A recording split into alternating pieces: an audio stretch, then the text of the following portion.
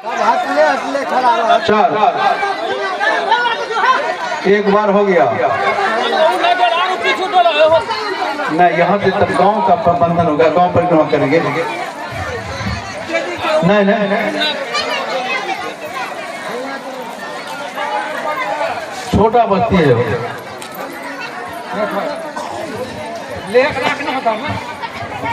सीताराम, सभी माताएं बोलते हैं सीताराम। कलश वाली जो है वो सब सीताराम का जप करते निकले। जिसके जिसके माथे पर कलश है सीताराम नाम ध्वनि करते। राम को जाने हैं हम, ये सारी दुनिया जाने, राम के दीवाने हैं हम, ये सारी दुनिया जाने, राम के दीवाने हैं हम। ये चोला चुराए हम, धनी उनका डोला, कि भगवान मेरे देवी को मेरी मैया ने बचाया। भगवान का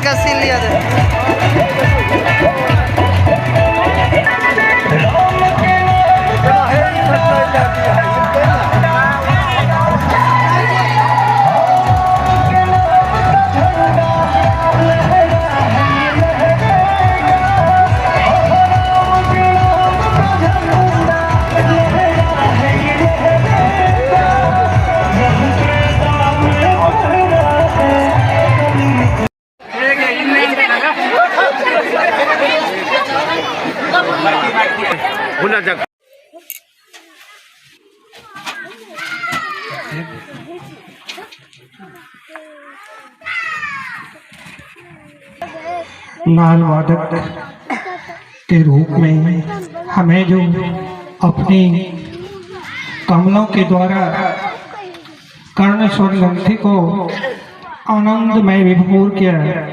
उसके लिए मैं शेखर जी से अनुरोध करूंगा वे आवे और अपने कर कमलों के द्वारा उन्हें विदाई पुष्प समर्पित करें। शेखर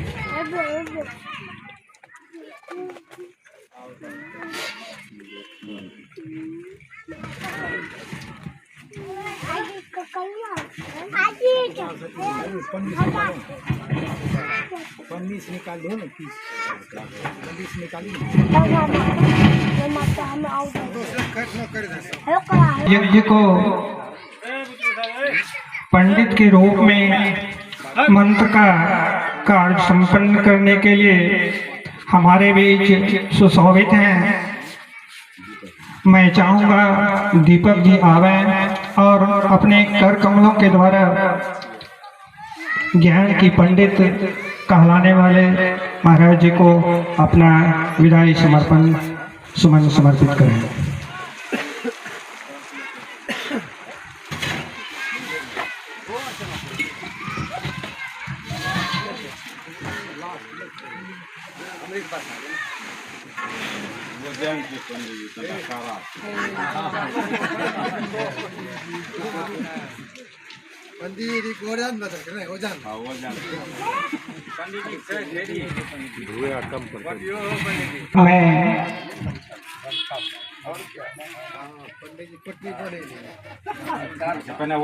इस ज्ञान रूपी यज्ञ को मेरे गांव में नैनों में बिछाया, हृदय में समाया, हमें संस्कार, सुशिक्षा एवं कल्याण के लिए मार्गदर्शन किए।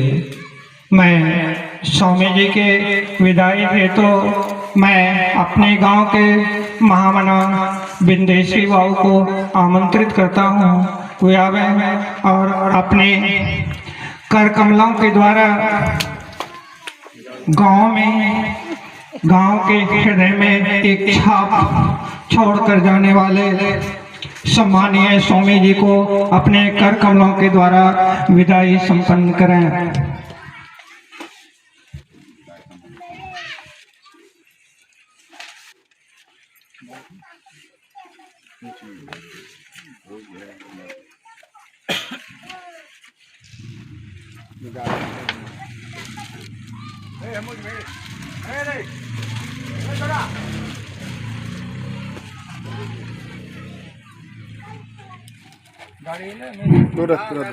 जय श्री राम, जय श्री राम, जय श्री राम।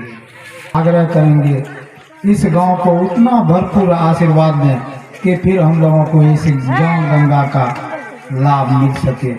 इसलिए प्रार्थना करूंगा गांव के तरफ से कि फिर से हमें मौका देने की कृपा करेंगे और आशीर्वाद भी देंगे। आज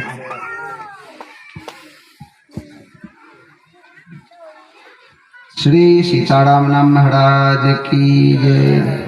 सर्वे भवन्तु सुखिनः, सर्वे सन्तु निरामयाः, सर्वे भद्राणि पश्यन्तु मा कश्चित् दुःखभाग् भवेत्। सब सुखी हों, सब निरोग हों, सब मंगल का ही दर्शन करें, किसी प्रकार का अमंगल न हो। भगवान से यही मंगल कामना करूंगा। और आप लोग जो जिस मार्ग में हैं उस मार्ग में आप लोग सफलता प्राप्त करें। कोई ज्ञान मार्ग में है, कोई कर्म मार्ग में है, कोई भक्ति मार्ग में है, कोई योग मार्ग में है, कोई ज्ञान मार्ग में है, कोई विज्ञान मार्ग में है, कोई ध्यान साधना में। जो जिस मार्ग में है भगवान उनको उसी मार्ग में सफलता प्रदान करें और सबको सद्बुद्धि प्रदान करें। सब नेक रास्ते पर चलें, है ना। गलत खान पान का त्याग करें जिसमें व्यर्थ का समय और पैसा बर्बाद होता है। और एक एक पैसे का भगवान के दरबार में हिसाब देना पड़ता है। जीवन में पैसे का दुरुपयोग नहीं करना चाहिए। कोई भी वस्तु है, गुटखा है, शिखर है, सब में नशा है, शरीर के लिए वो कोई विटामिन तो है नहीं, है ना। सबसे बढ़िया चीज़ सौंफ है। सौंफ रखिए, वो सब चीज़ खाने के लिए थोड़ा मन तो कुछ दिन चटपट करेगा जरूर। आसक्ति आती है आसानी से, जाती है बड़ी मुश्किल से। कोई चीज़ का आशिक बन जाना तो आसान है, फिर छोड़ना बड़ा मुश्किल पड़ता है। तो धीरे धीरे उसको चेंज कर देना है, चेंज कर देना है। जैसे सौंफ रखिए और दिल से संकल्प लीजिए, अब आज से इसको नहीं खाएंगे। धर्मम शरणम गच्छामि, धर्मम शरणम गच्छामि। आज से मैं धर्म की शरण में रहूंगा। और रामो विग्रहवान धर्म है। ईश्वर क्या है? धर्म है। वह ईश्वर क्या है? परम ज्योति है, प्रकाश रूप है। वो प्रकाश सबके अंदर है, वह प्रकाश सबके अंदर है। इसीलिए संसार में भगवान ने इंसान को इंसान बनाया, हमने उसको हिंदू मुसलमान बनाया। भगवान ने सबको इंसान ही बनाया है। गोस्वामी तुलसीदास जी श्री रामचरितमानस में बालकांड में कहते हैं, को बड़ छोट कहत अपराध, बड़ा और छोटा कह देने में ही अपराध रहता है। संसार में कोई बड़ा नहीं। वेद में लिखा है सब भगवान की संतान है, हम सब सुमन एक उपवन के। यह संसार भगवान की लगाई हुई फुलवारी है और उस फुलवारी के हम लोग रंग बिरंगे फूल हैं। अगर फुलवारी में एक ही प्रकार का फूल हो तो फुलवारी की शोभा नहीं होगी। फुलवारी में रंग रंग के रूप हमारे अलग अलग है, क्यारी क्यारी, लेकिन हम सबसे मिलकर ही इस उपवन की शोभा है। रंग बिरंगे फूलों से फुलवारी की शोभा है। ऐसे भगवान ने भले ही हमारे अलग अलग रूप बनाए, रंग बनाए, है ना, सबको अलग अलग ज्ञान दिया, सबको अलग अलग कला दिया। वह भी न हो तो समाज की सेवा कैसे हो? अब स्वर्णकार भाई हैं, वो अगर जेवर गहना बनाने की कला भगवान उनको न दे तो कैसी सेवा हो संसार में? नहीं। उसी प्रकार जो भी है समाज में भगवान ने कुछ न कुछ कला सबको दिया है। उसी कला से हमें क्या है? सबको सेवा करना है। हनुमान जी महाराज से पूछा गया आप कौन हो? कहा मैं दास हूँ। इसलिए सबको दास बनना चाहिए, है ना। कोई कोई कहते हैं महाराज ये दुद्धा दास है, ये भगवान की विशेष कृपा, कोई बात नहीं। कुसंगति पाकर के बिगड़ गए तो अब सत्संग पाकर सुधर जाए तब तो हमारी बहादुरी है।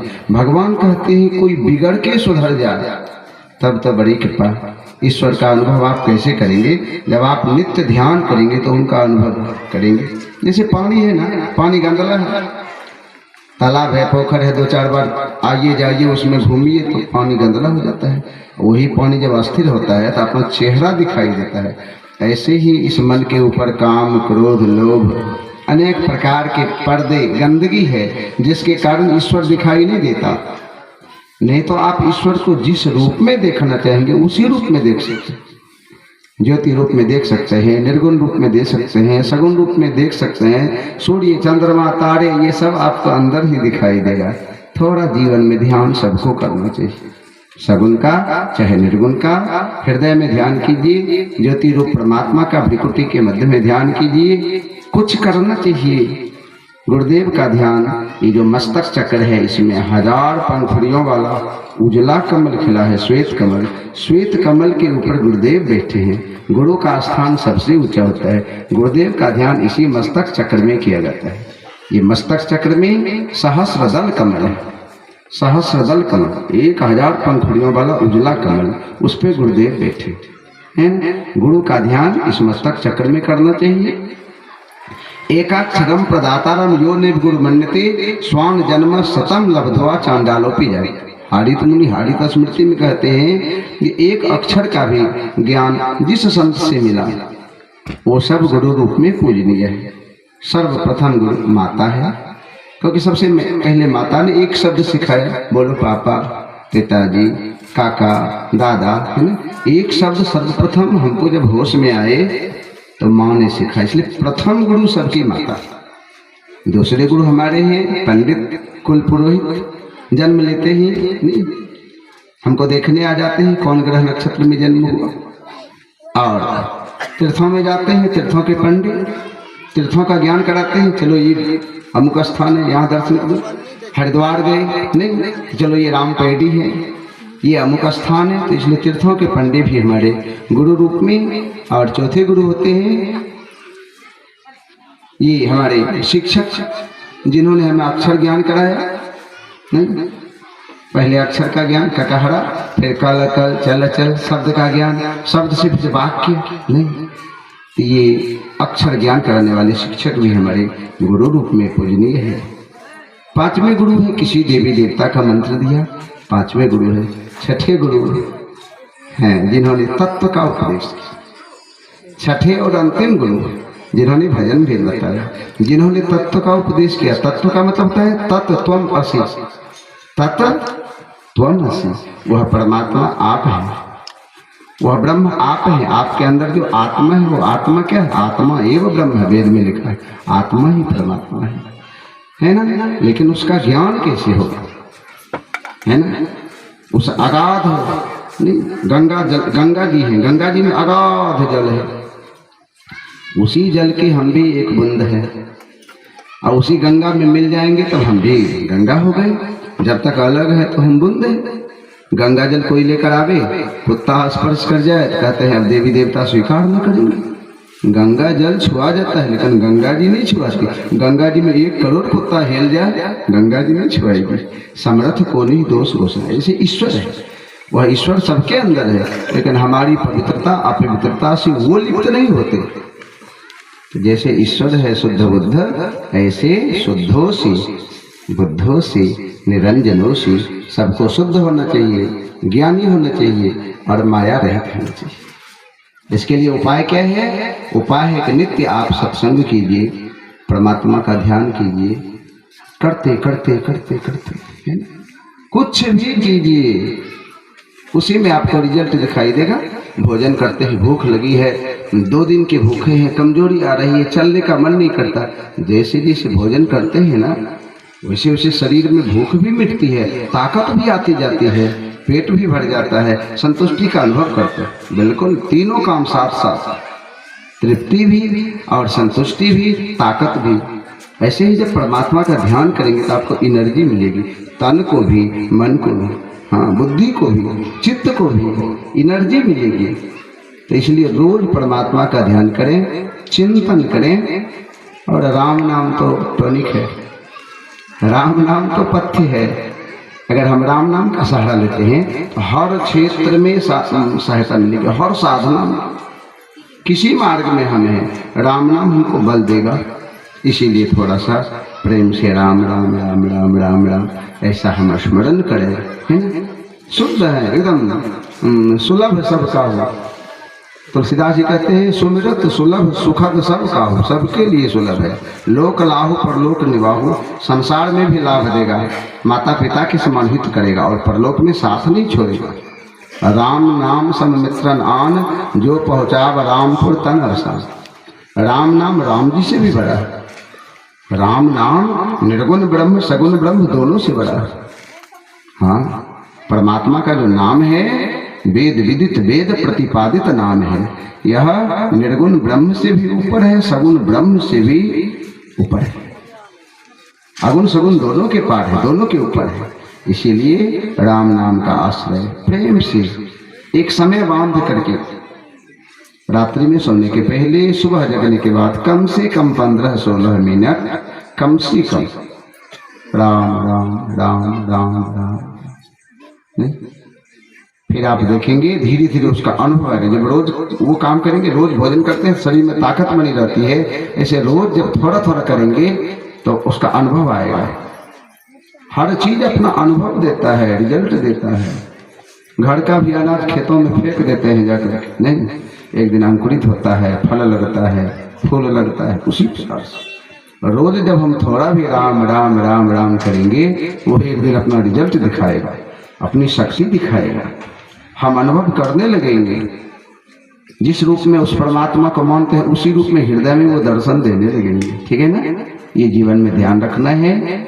प्रभु के अनंत रूप है, कोई अंत नहीं है ना? भगवान का बाल रूप है, दूल्हा रूप है, वनवासी रूप है, सब रूप है भगवान के। निर्गुण है, सगुण है।